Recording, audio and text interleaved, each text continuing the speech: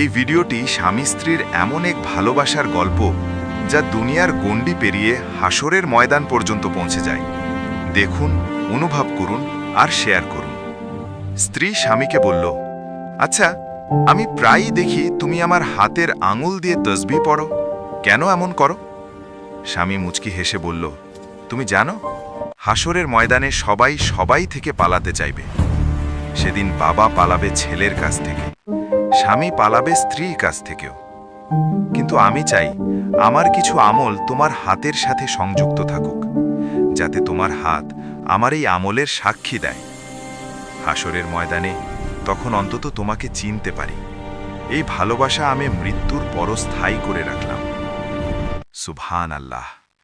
এই গল্প যদি আপনার হৃদয় ছুঁয়ে থাকে, একটি লাইক দিন, আপনার জীবনসঙ্গীর সাথে শেয়ার করুন, আর এমন ইসলামী গল্প পেতে চ্যানেলটি